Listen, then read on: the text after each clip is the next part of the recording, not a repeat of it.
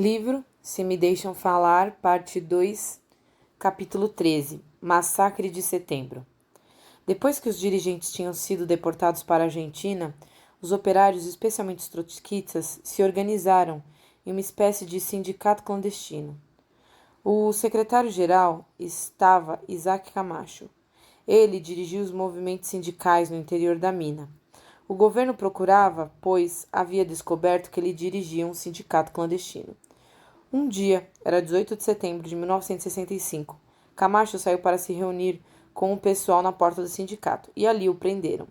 E para prendê-lo, detiveram a muitos outros. Mataram estudantes, algumas senhoras, várias pessoas. Houve um enfrentamento, pois trataram de defendê-lo. Isso foi num sábado. Camacho desapareceu. Os mortos foram enterrados no domingo, e na segunda-feira os trabalhadores voltaram às minas. Os sindicatos clandestinos Os do sindicato clandestino disseram aos mineiros: "Vejam o que aconteceu. Não podemos permitir que isso fique assim." Os trabalhadores reagiram, pois não é justo que o exército mate tanta gente assim. E resolveram sair numa manifestação de protesto. E armaram-se, pegaram dinamite dos armazéns da empresa. Mas o exército, que já sabia de tudo, havia colocado os soldados com suas metralhadoras e armas pesadas na boca da mina. E a rodearam bem para que os mineiros não saíssem. Cortaram toda a comunicação, os microfones, os telefones, tudo. Assim, nós, as mulheres, queríamos avisar os mineiros do que estava acontecendo. Dizer-lhes que não saíssem, que os soldados os esperavam ali fora para, entre aspas, limpá-los na porta da mina. Dizer-lhes que havia armas por toda parte. Desesperadas, queríamos comunicar-nos com o interior da mina, mas não podíamos. Tínhamos muito medo e pensávamos: agora os trabalhadores vão sair e eles vão varrer com suas armas. Mas felizmente, os trabalhadores perceberam a situação. Não sei como eles perceberam tudo e saíram por cima, pela boca da mina do Morro Azul, do lado oposto da siglo XX. E de lá de cima surpreenderam o exército. Bem, houve um enfrentamento onde, com muita coragem, os mineiros se defenderam, pois a única coisa que tinham era dinamite, enquanto os soldados tinham armas bem modernas. Mas, quando pensávamos que já havíamos dominado a situação e tudo se acalmava, então aconteceu o pior. Vieram nos metralhar com aviões. Pela primeira vez, vimos como pode voar um avião, fazer picada de ficar de frente e como soltavam os pequenos raios de luz de dentro. Eram as balas que caíam. Pá, pá, pá. Foi assim que dispararam na Praça do Mineiro, em Catavi, nos montes. As balas saíam de todas as partes, como raios de luz, e mataram muita gente, muita. E não somente isso, pois atacaram as ambulâncias, coisas que em nenhuma guerra, em nenhuma, se pode fazer. É um delito internacional, não é? Havia muitos mortos e eram tantos os feridos que não cabiam nem no hospital de Catavi. Nesse ano, eu apenas tinha sido nomeada como secretária-geral do Comitê das Donas de Casa e era uma cidadã comum, que não percebia muito bem a situação, não me orientava muito. O que sim, eu tinha visto esse massacre. E havia visto como, por exemplo, os agentes do Ministério do Interior estavam nas ambulâncias disfarçados de ajudantes para recolher os feridos, tirando fotografia de pessoas que estavam atendendo os feridos. Quando aquilo acabou, pelas fotografias começaram a reprimir os que haviam ajudado, mostrando estas aos agentes da siglo XX e perguntavam: "Onde vive esse fulano?" E começava a busca. Do pátio dos colégios, tiravam os jovens que tinham sido fotografados e a todos levaram preso. Foi uma prisão terrível, terrível. Foi uma coisa muito atroz. Tudo isso foi feito por Zacarias Plaza. Ele comandava a ocupação dos acampamentos. Zacarias Plaza foi um militar que ganhou muito, mas muito dinheiro e medalhas por ter massacrado tantos operários no século XX. Mas creio que, em 1970, depois de ter sofrido tantos atentados, Zacarias Plaza apareceu morto. Um grupo que se chamava Olho de Águia, no amanhecer de uma festa de São João pelos lados de Oruro, revelou onde ele estava, mas fatalmente morto. Fizeram trapo dele, soube pela imprensa, e diziam que o que havia acontecido a ele era em vingança pelo que tinha feito no século XX. E isso era o que aconteceria a todos que massacram o povo. Os dois massacres, tanto de setembro de 1965 como de São João de 1967, foram feitos por Zaccaria Plaza. Ele comandava tudo e ria de nós, entre aspas. Por que querem entrar no baile se não sabem dançar? Agora dancem, pois. E mandava massacrar-nos. Bem, o exército entrou triunfante nas minas, porque nós não tínhamos armas para defender-nos, e começaram a revistar casa por casa e a pegar todos os homens. Viviam comunicando-se através do rádio. Estamos no norte, no sul, estamos fazendo a limpeza geral dos vermelhos, esses covardes, sem vergonhas, etc. e tal. Sim, para eles todos éramos, entre aspas, vermelhos. E começaram a acontecer coisas muito tristes. Em Catavi, por exemplo, aconteceu isto. Numa casa, o esposo tinha viajado de férias. Devido ao barulho que havia, os tiroteios, os combates, a esposa tinha escondido seus filhos embaixo da cama, como se costuma por aqui. Há uma crença de que, quando há tiros, a gente deve pôr as criancinhas embaixo da cama e protegê-las com um colchão para que as balas não passem. As balas perdem a força na lã e não ferem as crianças. Bom, assim fizeram naquela casa. Puseram as crianças embaixo da cama. E quando os soldados bateram a porta, a mãe não queria abrir. Então eles forçaram e entraram.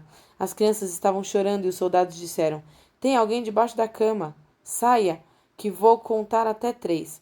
Mas as crianças tiveram medo e não saíram. E eles contaram: 1, 2, 3. E a mãe gritou: São somente meus filhos, por favor.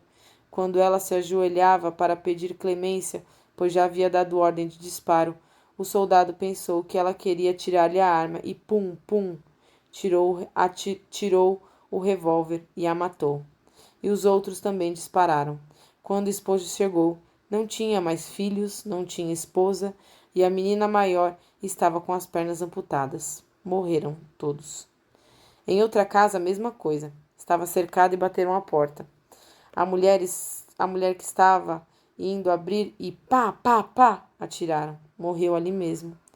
Um operário estava escapando pelo morro e um do exército entrou pela porta da minha casa.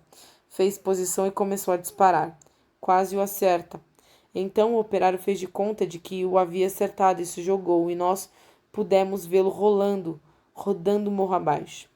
E outro operário que nunca tinha se metido em nada, nem nas assembleias, estava na porta de sua casa e não queria sair. Senhor, eu não fiz nada, dizia. E os soldados, covarde, saia, e lhe bateram bastante. Cometeram todo tipo de abuso. E a mina do século XX foi declarada zona militar. Estabeleceu-se o toque de recolher e somente até às 8 horas da noite tínhamos direito de sair. Por exemplo, para ir ao banheiro, que é um lugar público, pois não o temos em nossa casa, tínhamos que ir acompanhadas pelos soldados. E quando eu ia com os meninos, era o mesmo, com os soldados. Não estivemos pior que num campo de concentração. Cada noite havia um soldado na sua porta. Em todas as casas era assim. Por isso digo, era a zona militar. O acampamento se encheu de tal maneira de militar que em cada porta, por qualquer coisa, gritavam: O que há? Então era preciso abrir. Por favor, senhor, quero ir ao banheiro. Faça-me esse favor. Só aí deixavam abrir a porta. Tinha que ir ao banheiro com ele, regressar junto e fechar a porta. A mesma coisa com a luz. Depois de tal hora, tudo devia ficar no escuro. E se não, disparavam para o ar ou lhe gritavam um soldado. Por que está acesa? É por isso que digo. Nem nesse tempo, na mina do século XX, estivemos pior que num campo de concentração. Alguns dias depois do massacre, chegou de Santa Cruz o regimento Manchego. Como são pessoas da parte oriental da Bolívia e não conheciam o altiplano, lhes disseram: Vamos a Cochabamba. Os infelizes, que nunca haviam saído de Santa Cruz, temiam quando aterrorizaram em Úncia e disseram: Ai, que frio faz Cochabamba, não? Isso nos contaram alguns deles, depois que ficaram nossos amigos. Ao chegar aqui, lhes disseram: Bom, vocês estão no século XX. Vocês estão na parte vermelha da Bolívia. Agora só tem comunistas. É preciso desconfiar de todos. Vocês não podem falar com ninguém, nem com os menores. Esses meninos sabem usar a dinamite.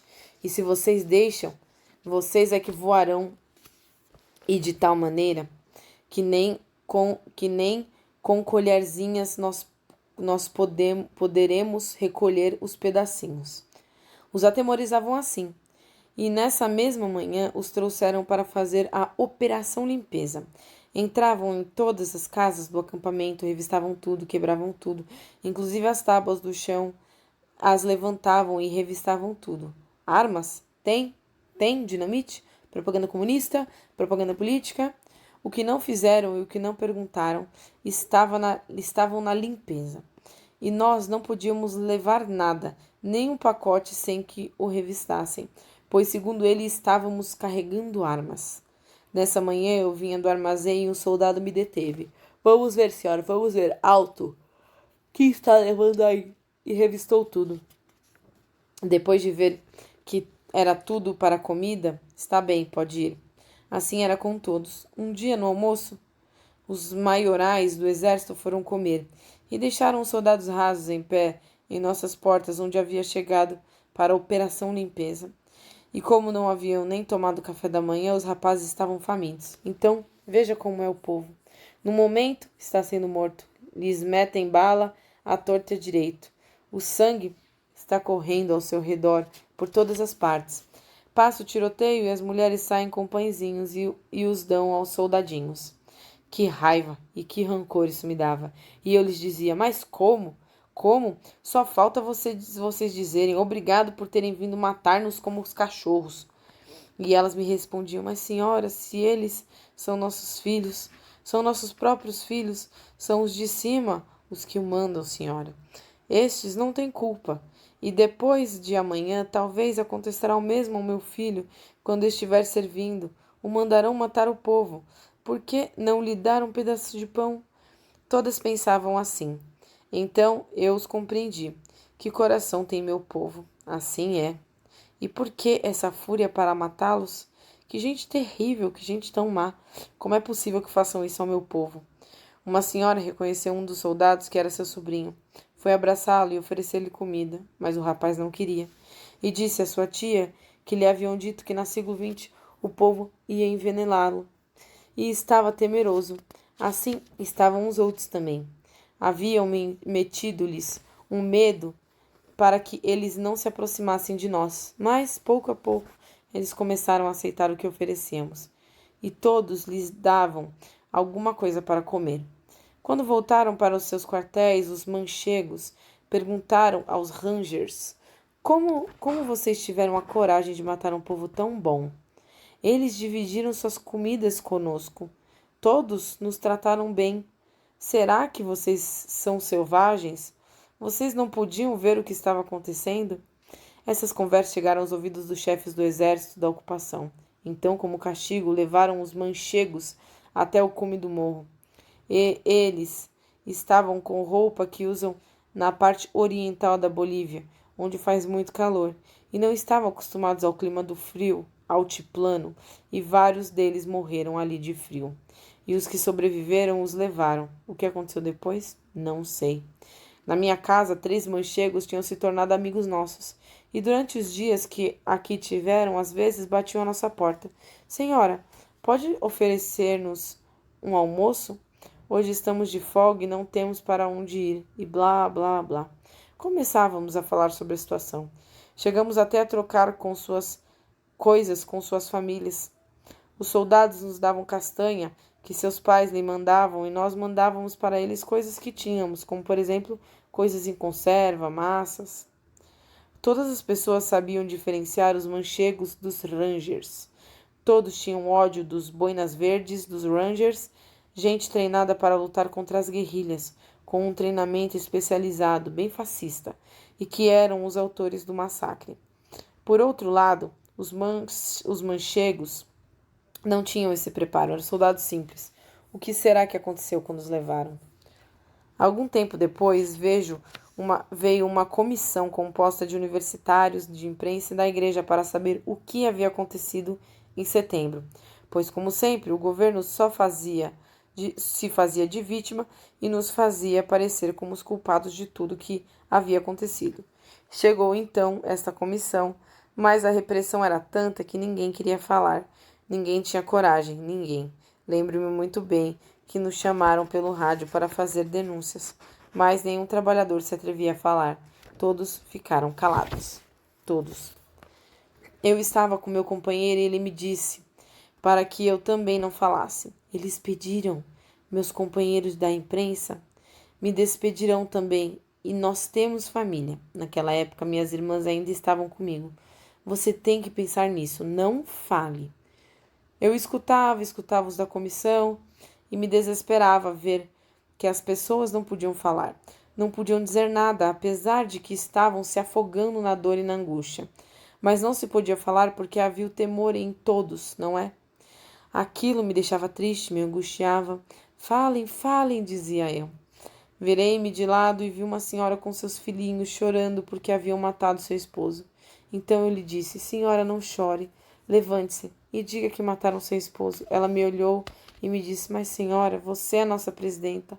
Fale você, pois você é dona de casa. Fale, pois. Bastou aquilo e comecei a refletir no meu papel de dirigente.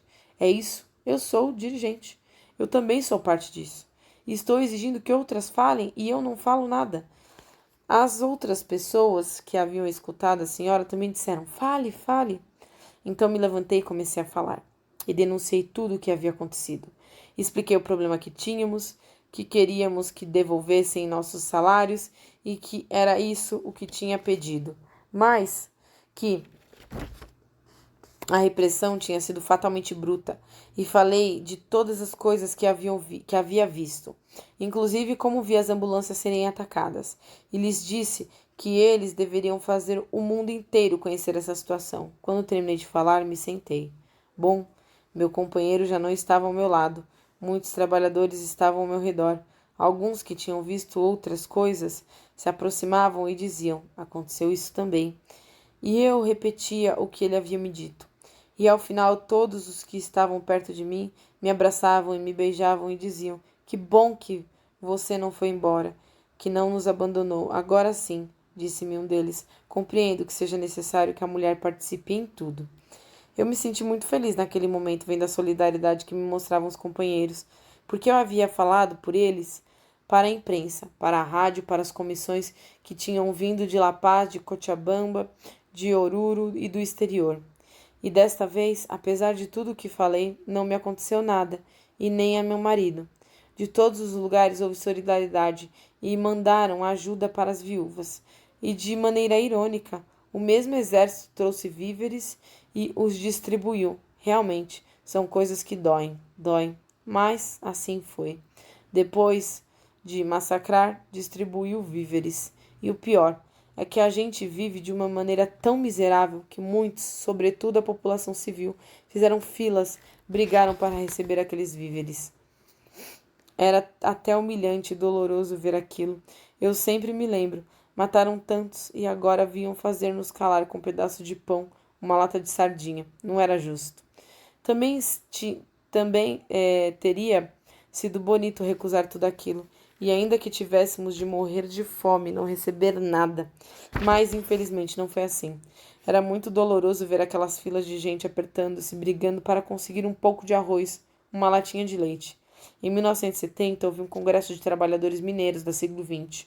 Então, o general Ovando já estava no poder. Barrientos tinha morrido em 1969 num acidente de helicóptero.